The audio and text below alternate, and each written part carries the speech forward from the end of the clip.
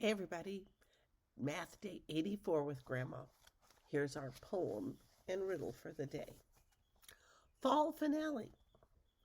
Autumn's colors bright and bold, red, orange, and lots of gold. For trees it is a final show, coming soon is winter snow. Just how many leaves are there? Find a pattern in the air. Make groups of 5 and you will see an ending happy as can be. You find a group of 5? 2 plus 2 is 4 plus 1 is 5. 5, 10, 15. We're going to start a new set of books on math. These are by Cindy Neuschwander, illustrated by Wayne Geehan. Her book's about circumference. And this is the first round table.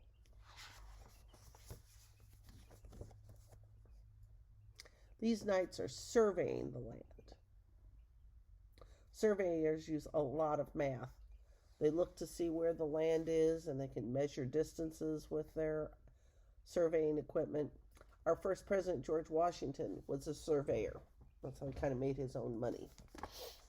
Long ago, in a land known as Camelot, there lived many knights and ladies. Their ruler was a mighty but gracious man named King Arthur. During many years of peace and good harvest, the people lived happily. The trouble began when the army of their neighbors to the north began gathering at the border. These people, known as the circumscribers, might be preparing to make war. King Arthur called upon his bravest and most trusted knights to plan what to do.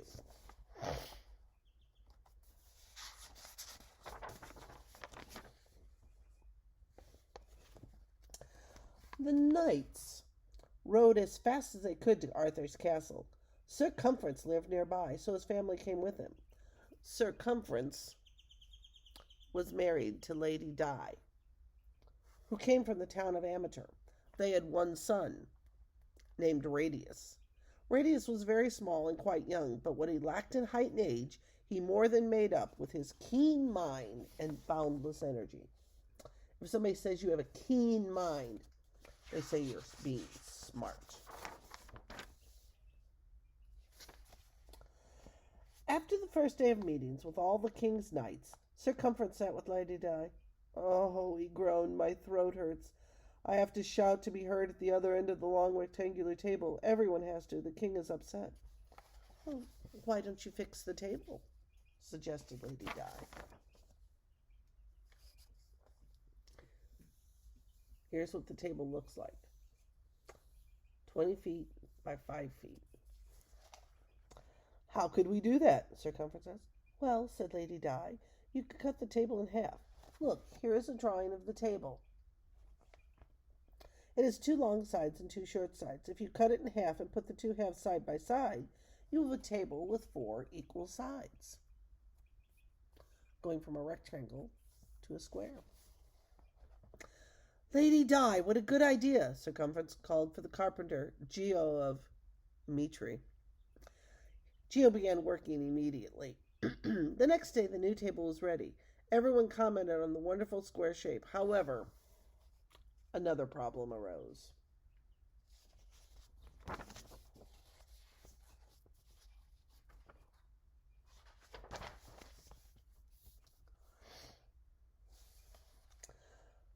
At each corner of the table, the knights whispered to each other while someone else was talking.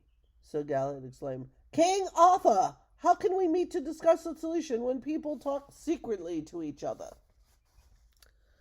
"Sir Galahad's correct," King Arthur responded. "We have come here to talk of defending our land against the circumscribers, not to talk in secrecy." After the meeting, King Arthur told Sir Cumference a new table was needed. That night, Sir Cumference told Lady Di about the problems with the square table. Lady Di thought a moment and then said, "What if we cut the square table diagonally? We can put the 2 halves together like this to make a sort of diamond shape."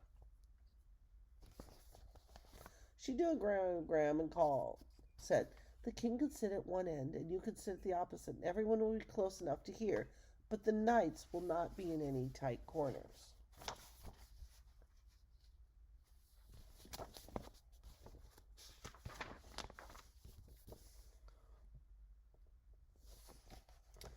After seeing the plan, Sir Cumference agreed that it was a good idea. Geo the carpenter said, "In carpenter class, we called this shape a parallelogram of the table ready by the morrow." The next day, Sir Lancelot and Sir Gawain were amazed to see a table in the shape of a parallelogram. The others liked it, but King Arthur was not happy sitting at one of the points. The king let the knights have jousting practice and sword play while he spoke with Sir Cumference. "Sir Cumference, I am sorry. Though the new table solves some problems, the diamond point sticks into me like an enemy's sword. We need a table where we can think about ways to prevent a war, but this table makes me want to fight. Can you fix it?"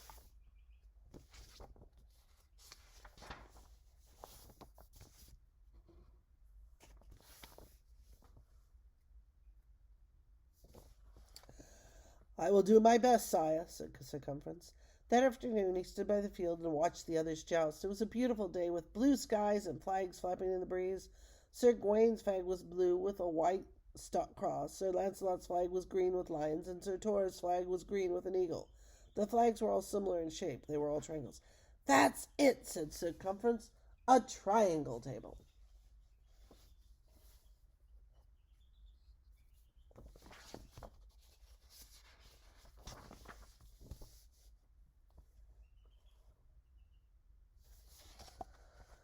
Sir Cumference called Geo and explained. Geo said, "If we cut the parallelogram table in half, that would leave two triangles. One triangle might be too small." When they measured the proposed triangle table, they realized that 4 people could not fit on each side. "Geo, let's think some more," said Sir Cumference, and he went to discuss shapes with Lady Di. "Yes," said Lady Di, "I can see that triangles would be too small. So cut off the corners like this and make an octagon. That should solve the problem."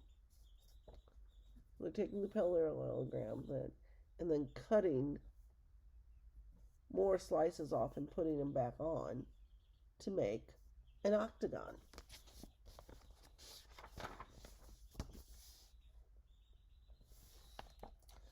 When the knights sat at the octagon table, each wanted a side all to himself. 8 sides, 12 knights. Who would have to share a side with one another? They agreed the king should have a side all to himself because he was their leader, but that left 7 sides and 11 people. "Knights, let there be order," said King Arthur calmly. "We need to remember we are here for the defense of our land. How can we talk at this table with its problem of corners and sides? Sir Cumference, have the carpenters build a table shaped like an egg. Perhaps then we can behave like a flock."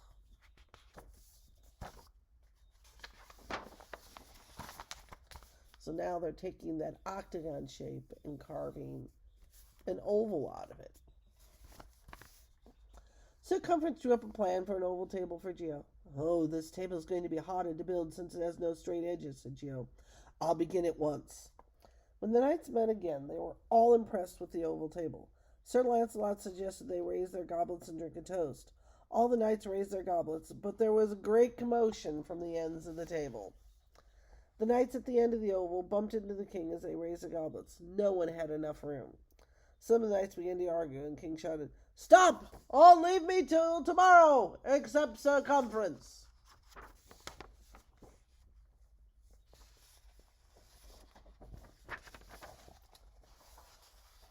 After talking to King Arthur, Sir Cumference returned home, discouraged once again. Radius piped up, "Father, when I have a problem I cannot solve, I do something else for a while. Why don't we go for a ride?" That afternoon, Sir Cumference, Radius, and Lady Di were riding. No one said much until Radius said, "Father, look! A tree has fallen over." "So it has," observed the knight.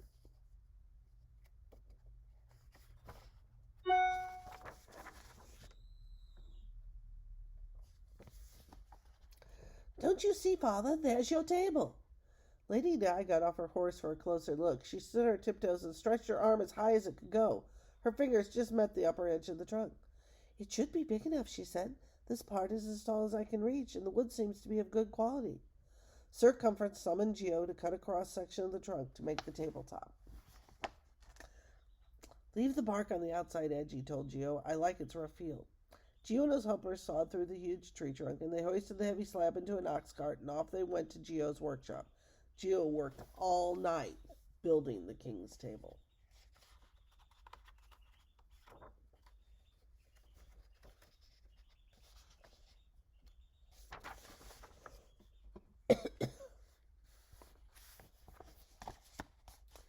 The next time the kings met, the table was finished. Everyone was content. No one shouted or whispered. No one felt cornered or trapped. No one was poked in the stomach, and no one felt squished. Everyone had an equal position around the table. As they talked, they decided the best plan was to try to make peace with their neighbors. King Arthur was so pleased, he announced they would celebrate that night. Everyone was enjoying the music, dancing, and banquet when a messenger delivered a sealed parchment to King Arthur. The king read it and smiled. "Ladies, knights, and guests, I have excellent news. The circumscribers are not planning an attack. They only want to measure the area of their kingdom. There will be peace in the land."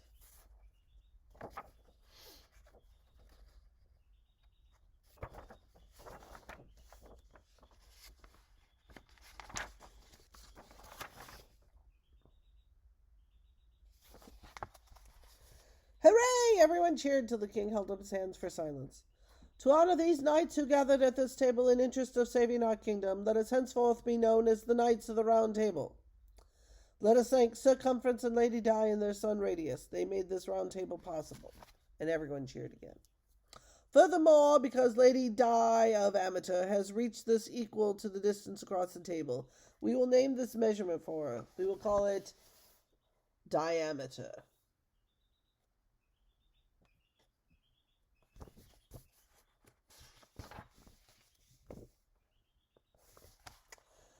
"I am proud of Radius too," added King Arthur. "Someday we'll become a fine knight. He may be small, but he has tall ideas." Everyone nodded and clapped.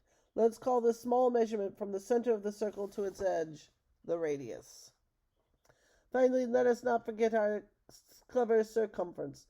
Since it was his idea to leave the bark on the outside edge of the table, we will name the outside edge of any circle after him. From thence it will be called the circumference." So circumference is CIR, where Sir, S-I-R, Cumference. Sir would be his title, like Mr. Cumference. His circumference. The outside edge of the circle is a circumference. Circumference bowed to the king, and everyone rose from their seats and began cheering and whistling and stomping their feet. It was the happiest celebration anyone could remember. Circumference and the first round table.